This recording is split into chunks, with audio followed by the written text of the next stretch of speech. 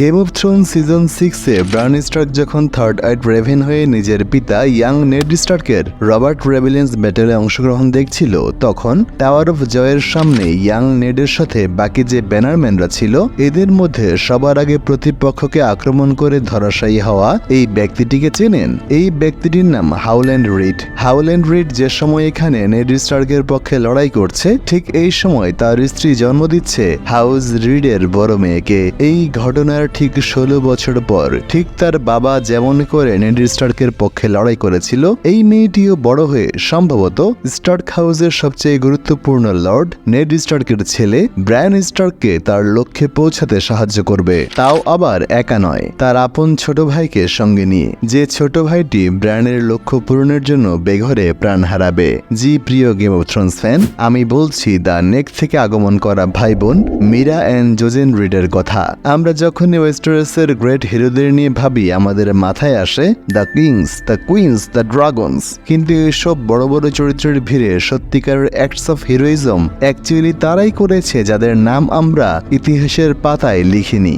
Game of থ্রোনসের গল্পে এমন কিছু চরিত্র আছে যাদের লয়ালিটি তাদের সবকিছু কেড়ে নিয়েছে, যারা পুরস্কার হিসেবে পেয়েছে শুধুমাত্র নীরবতা। আজকে শোনাবো এমনই এক চরিত্রের গল্প, যে কিনা ছিল দ্য ক্রিপল বয় ব্রায়ান স্টার্কের প্রথম এবং একমাত্র ক্রাশ। শোনাবো এমন এক গল্প যা জর্জ আর মার্টিন শুধু ইঙ্গিত দিয়েছেন কিন্তু লিখে শেষ করেননি। This is the tragic and untold story of Mira Reed, যে কিনা এমন এক লর্ডের জন্য নিজের সবটুকু দিয়ে লড়াই করেছে, যে লর্ড ওয়েস্টারসের কিং হবার পর মিরাকে সম্পূর্ণ ভুলে গিয়েছে।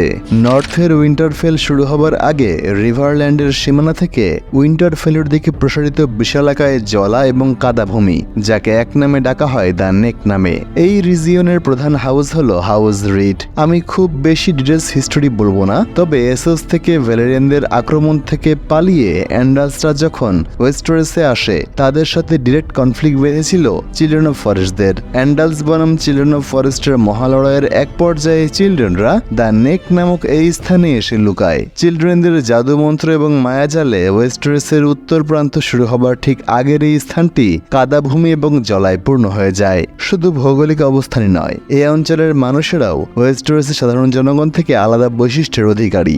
যখন গেম অফ থ্রোনসের ঘটনাবলী চলমান, এক সময় নেড স্টার্কের সহযোদ্ধা হাউল্যান্ড রিড তার 2 সন্তানকে রব স্টার্কের প্রতি আনুগত্য প্রকাশের জন্য উইন্টারফেলে প্রেরণ করেন। মেইন বইয়ে 2 ভাই বোন উইন্টারফেলের অন্য সব হাউসের সাথে স্টার্ক ফ্যামিলির ফিস্টে অংশ নিয়েছিল, কিন্তু মেইন শোয়ে আমরা দেখেছি সিজন 3 এপিসোড 2-তে থিয়ন গ্রেজয়ের হাত থেকে পালিয়ে ব্র্যান, রিকন, হোডোর, ওশা এবং 2 ডায়ারুলফ সামার এবং শ্যারিডগ যখন রব স্টার্কের সাথে মিলিত হবার জন্য দক্ষিণের দিকে যাত্রা শুরু করে, একদম রহস্যমাখা আবহ নিয়ে উঁচু বৃক্ষ ভরা একটি স্থানে এসে হাজির হয় গ্রিনসাইটার জোজেন রিড, যে কিনা ব্রায়ান স্টার্কের মতোই থার্ড আইড রেভেনের ভিশন দেখতে পায়। আর ফ্রগ স্পিয়ার খোদাই আঁকা তীর ধনুক নিয়ে জোজেনের বড় বোন মিরা রিড হাজির হয় বাচ্চাগুলোকে প্রোটেক্ট করার দৃঢ় উদ্দেশ্য নিয়ে। বই অনুযায়ী এই সময় পঙ্গু ব্রায়ানের বয়স 9 বছরের একটু বেশি, জোজেনের বয়স 12, আর মিরা সদ্য কৈশোরকাল উত্তীর্ণ করে তরুণী রূপ ধারণ করা ষোড়শী। যেমনটা আমরা মেন শোয়ে দেখেছি, জোজেনের সাথে ব্রায়ানের থার্ড আইড রেভেনের ভিশন মিলে যাওয়াতে ব্রায়ান সিদ্ধান্ত নেয় তাকে ওয়েস্টারসের সমস্ত লড়াই, দ্রোহ, বিদ্রোহ ফেলে যেতে হবে ওয়ালের ওপাশে। বরফাকীর্ণ জগতের মাঝে খুঁজে বের করতে হবে এক রঙিন উইয়ারু ট্রি। ওশা, যে কিনা হোয়াইট ওয়াকারদের ভয়ে ওয়ালের ওপাশ থেকে পালিয়ে এসেছে, সে ওদিকে আবার যেতে চায় না। সুতরাং ওশা, রিকন এবং ডায়ারুলফ শ্যারিডগ নিয়ে সে আলাদা হয়ে যায়। অন্যদিকে পঙ্গু লর্ড ব্রায়ান স্টার্ক, বুদ্ধি প্রতিবন্ধী হোডোর, ডায়ারুলফ সামার, গ্রিনসাইটার ছোট ভাই জোজেন, এদের সবার টেক কেয়ারের দায়িত্ব নিয়ে মিরা রিড রওনা হয় ওয়ালের ওপাশে। যদিও মেইন শোয়ে মিরা রিডের ক্যারেক্টার আর খুব বেশি এক্সপ্লোর করা হয়নি, কিন্তু মেইন বুক সিরিজে ব্রায়ানের পঙ্গু, শীতল, নিষ্ঠুর নিয়তির দুনিয়ার একমাত্র আলোকোজ্জ্বল কোমল পরশ ছিল তরুণী মিরা রিড। সময় এবং পরিস্থিতি অনুযায়ী মীরা হয়ে উঠত কখনো কখনো মমতামাখা নিরাপদ আশ্রয়স্থল, কখনো বা তীক্ষ্ণ দৃষ্টির অধিকারী সাবধানী নেত্রী, কখনো দক্ষ শিকারী যে কিনা তার ফ্রগ স্পেয়ার আঁকা তীর ধনুক দিয়ে র্যাবিট শিকার করত, তা আগুনে পুড়িয়ে সবাইকে খাওয়াতো। পঙ্গু ব্রায়ান স্টার্ক যত বড় লর্ড হোক না কেন, ডায়ারুলফ সামার যত শক্তিশালী হোক না কেন, বোকা হোডোর যত অবুঝ হোক না কেন, ভাই জোজেন যতই দুর্বোধ্য রিডুল বলুক না কেন, মীরা সবাইকে তার নিশ্চুপ দৃষ্টিপাত, ক্ষিপ্র ভ্রুর নাচন কিংবা শীতল ধমকের মাধ্যমে নিয়ন্ত্রণ করত। ব্রায়ান এবং জোজেন যখন দায়িত্ব ভুলে টিপিক্যাল টিনেজারদের মতো খাবার না খাওয়ার বায়না ধরত, মীরাই ছিল সেই কর্তব্যের ভারে নুব্জ নারী যে কিনা সবাইকে সবার দায়িত্ববোধ স্মরণ করিয়ে দিত। মেইন শোয়ে এই পার্সপেক্টিভ আমাদের কখনোই দেখানো হয়নি, কিন্তু জর্জ আর মার্টিন সদ্য কৈশোরে পদার্পণরত ব্রানের প্রথম ক্রাশ হিসাবে মীরা রিডকে লিখেছেন। দিনভর বিভিন্ন প্রাণীদের ভিতর ওয়ার্ক করে ক্লান্ত কিংবা থার্ড আইড রেভেনের ভীষণ দেখে ভয়ার্ত ব্রান যখন মীরাকে দেখত, তার অর্ধজীবিত শরীর যেন সম্পূর্ণ সতেজ হয়ে উঠত। মীরা তার রাজ্য থেকে ব্রানের জন্য স্বর্ণমুদ্রা কিংবা শক্তিশালী নাইটের দল নিয়ে আসেনি। মীরা ছিল সেই প্রেশার সম্পদ যে কিনা তার সবটুকু দিয়ে ব্রানের লাইফের পারপাস পূরণ করেছিল। মীরা রিড যদিও প্রকৃতির সন্তান ছিল, কিন্তু সে ব্রানের দেখা অন্য সব সাধারণ মেয়ে নয়। তীর ধনুক নিয়ে জঙ্গলে ঘুরলেও মীরা ছিল এলিগেন্ট, অভিজাত, সভ্য, সজ্জন। মীরার লম্বা কালো ঘন চুল, তার স্নিগ্ধ কিন্তু সতর্ক চোখ, মীরার নীরবতা, মীরার গাম্ভীর্যবোধ ব্রানের জন্য প্রবল আকর্ষণীয় ছিল। কিন্তু মীরা কি ভাবত ব্রানকে নিয়ে? অবশ্যই এই জগতের সমস্ত নারীর মতোই মাডল্যান্ড নেকের লর্ড হাউসের বড় মেয়ে মীরা রিড নিজের সৌন্দর্য সম্পর্কে সচেতন ছিল। উইন্টারফেলের লর্ড হাউস নেড স্টার্কের ছোট সন্তান। ব্রানকে তার লক্ষ্য অনুযায়ী পৌঁছাতে হবে, তাকে নিরাপদে রাখতে হবে, প্রয়োজনে স্যাক্রিফাইস করতে হবে। এই চিন্তা মীরার মগজে অনেক আগে থেকেই ছিল, কিন্তু পঙ্গু লর্ডের না বলা চোখের দিকে তাকিয়ে মীরা ঠিকই বুঝে নিয়েছিল সে কি বলছে। থার্ড আইড রেভেন হবার আগে জগতের সকল ইয়াং বয়ের মতো ব্রানও তার জীবনে আচমকা ঝড়ের মতো আগমন করে সর্বস্ব দিয়ে তার জন্য লড়াই করা এই শক্তিশালী তরুণীর প্রতি দুর্বল হয়ে পড়েছিল। কিন্তু আমরা সবই জানি এই অসম বয়স এবং ক্লাসের ক্রাশ যারা হয় তাদের শেষ পরিণতি কেমন হয়। কিন্তু এটা জর্জ আর মার্টিনের দুনিয়া। এই দুনিয়ায় সোজা কোনো কিছু হয়েছে কোনোদিন? বলেছিলাম না, ব্রানের জন্য রোমান্স নয়, কিন্তু স্টার্ক হাউসের প্রতি পারিবারিকভাবে পেয়ে আসা লয়ালিটি ছিল মীরার রন্ধ্রে রন্ধ্রে। মাত্র 16 বছর বয়সে পদার্পণ করা মীরা নিজের শরীর, মন, মগজের সবটুকু শক্তি দিয়ে দুটো বাচ্চা ছেলে, যাদের একজন পঙ্গু, অন্যজন অসুস্থ, আরেকজন হোডোর, বয়সে অ্যাডাল্ট হলেও মননে শিশু, এবং সামারের মতো সদা চঞ্চল এক ডায়ারউলফ, এই সবার গার্জিয়ানশিপের দায়িত্ব পালন করছিল।